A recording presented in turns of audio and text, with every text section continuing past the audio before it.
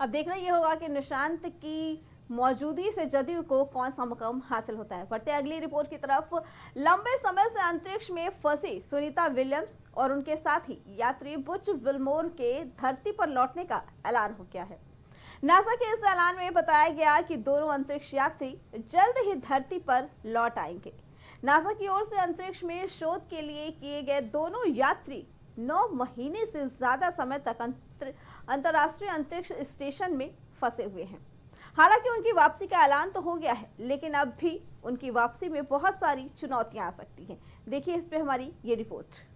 अमेरिकी अंतरिक्ष agency NASA के लंबे समय से फंसे अंतरिक्ष यात्रियों बुच विल्मोर और सुनीता विलियम्स के स्थान पर अन्य अंतरिक्ष यात्रियों को तैनात करने के लिए रवाना हुआ।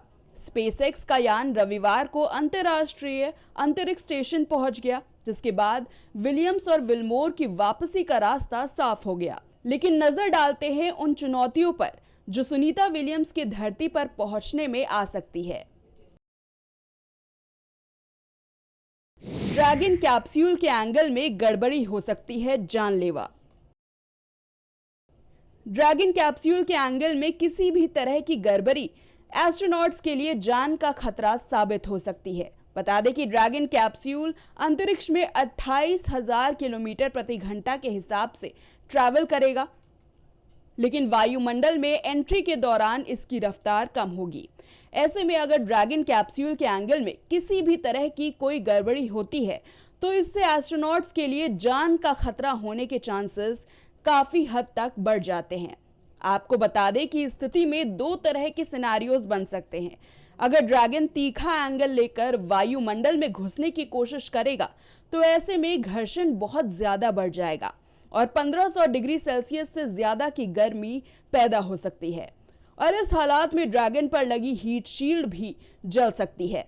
ऐसे में ड्रैगन कैप्सूल जल जाएगा और उसमें सवार एस्ट्रोनॉट भाप बन जाएंगे।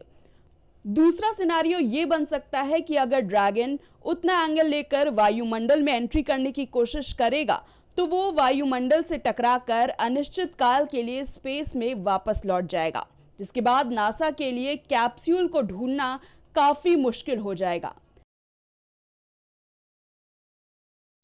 थ्रस्टर में गड़बड़ी से मिल सकेगी लिमिटेड ऑक्सीजन।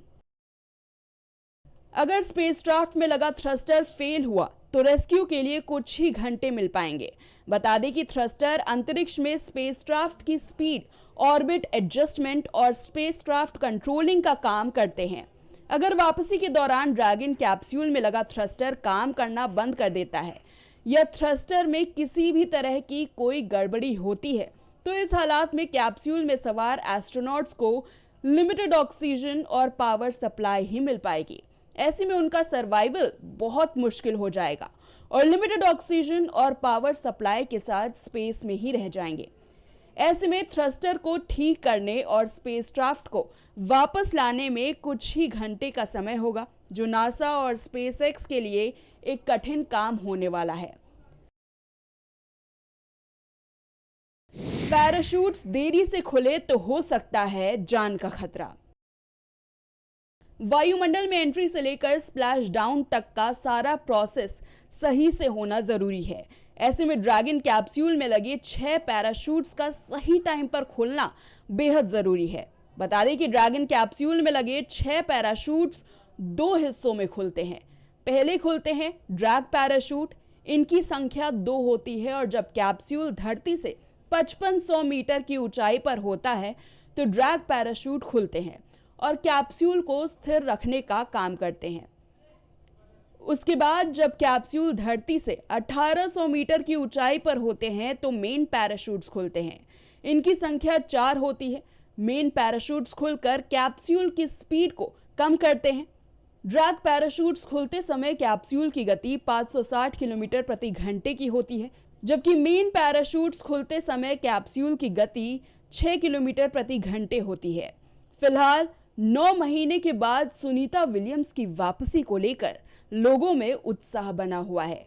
इसके अलावा ये मुद्दा दुनिया भर में चर्चा का केंद्र बना हुआ है। देखना दिलचस्प होगा कि इस बार सच में सुनीता विलियम्स की वापसी संभव हो पाती है या इस बार भी महज कयासों का बाजार ही गर्म होकर रह जाएगा।